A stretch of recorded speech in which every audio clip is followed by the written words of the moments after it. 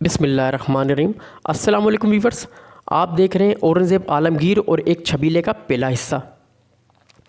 पंडित रामलाल काशी के पंडितों का एक नहायती मशहूर घराना था। अतराफ़ हिंद के सैकड़ों यात्री हर वक्त इसके मेहमान खाने में भरे रहते थे। जायदाद भी अच्छी खासी थी। बिरादरी के लोग भी एतमाद की नज़र से देखते थे। कमोबेश सारे बनारस के लोग पंडित जी को जानते थे। शोहरत की बड़ी वजह यह थी कि हज़ारों तमन्नाओं के बाद अधेड़ उम्र में इनके यहाँ एक बच्ची पैदा हुई। बच्ची क्या थी? जमाल और ज़ेबाई की मूरत थी। माँ की ममता और बाप की शफ़क़त कहाँ नहीं होती। लेकिन इस घराने का किस्सा बड़ा अजीब व गरीब हो गया था। सुबह उठकर जब तक माँ बाप अपनी बच्ची का मुंह नहीं देख लेते थे, किसी चीज़ को देखना हराम समझते थे। बच्ची ने जैसे ही शऊर की मंजिल में कदम रखा, इसकी तालीम और तरबियत के लिए कई कई अतालिक मुकर्रर कर दिए गए। क़दामत और रुख की दिलकशी के साथ साथ अक़ल और ज़हानत भी उसे गज़ब की मिली थी। 14 बरस की उम्र तक पहुँचते पहुँचते वो इल्म और हुनर में कामिल हो गई। हुस्न की शोहरत के साथ साथ अब इसके इल्म और कमाल की चांदनी दूर दूर तक फैल गई थी।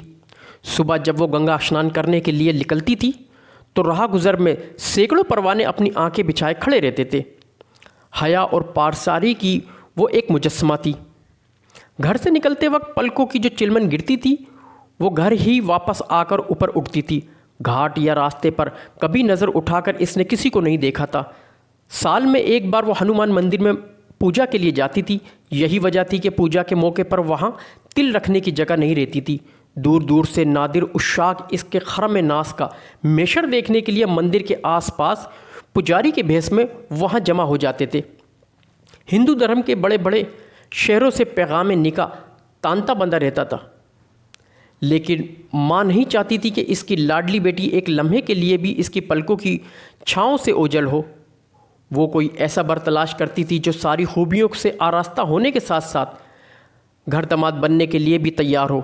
इसलिए जितने रिश्ते आते उन्हें मुस्तरद कर दिया जाता। माँ बाप प्यार से अपनी बेटी को शुकमतला कहते। बड़े होने पर यही नाम सबकी ज़बान पर जारी हो गया। अब शुकमतला का नाम घर ही के लोगों की ज़बान पर नहीं था, दूर दूर तक शुकमतला के नाम की शोहरत हो गई थी। ठीक इन्हीं दिनों में हज़रत औरंगज़ेब की हुकूमत की तरफ से इब्राहिम ख़ान नामी एक शख्स बनारस का कोतवाल मुकर्रर होकर आया।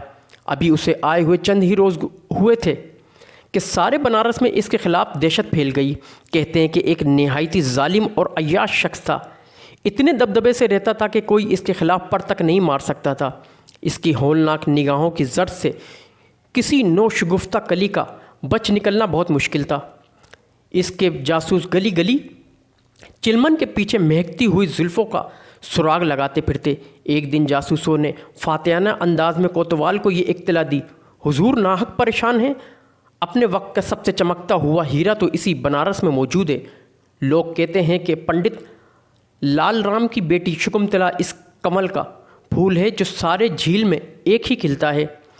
शहर का बहुत बड़ा हिस्सा इसके काकुल और रुख का आसीर हो चुका है। सुबह से शाम तक ना जाने कितने घायल इसकी गली का चक्कर काटते हैं और इस दीवार से अपनी आंखें सेक कर चले जाते हैं। वो चलती है तो कदमों की आहट से क़यामत जाग उठती है। इसकी खुमार आलूदा आँखों में जैसे महकाना तैरता है। कभी वो अपनी जुल्फ़ें बिखेर देती है तो हर तरफ काली घटा का मौसम उमड़ने लगता है। इसका एक तबस्सुम ना जाने कितने नासूरों का इलाज है। ये सुनकर कोतवाल के मुंह में पानी आ गया। हिरस और हवस का शैतान इसकी आंखों में नाचने लगा। इसकी फितरत की दरिंदगी अब बरहाना होती जा रही थी। एक बदमश शराबी की तरह बहकते हुए अंदाज में कहा, तुम इसके घर का सही सही पता मालूम करके आओ और ये भी खबर लेकर आओ कि वो अपने घर से बाहर कब निकलती है। दूसरे दिन जासूसों ने सारी तफसीलात मालूम कर कोतवाल को ये इत्तला दी, काशी के फला महल्ले में बिल्कुल लबे दरिया इसका घर है। बिल्कुल सुबह सवेरे वो गंगा स्नान करने के लिए अपने घर से बाहर निकलती है। रात और दिन इसके घर से निकलने का बस यही वक्त है।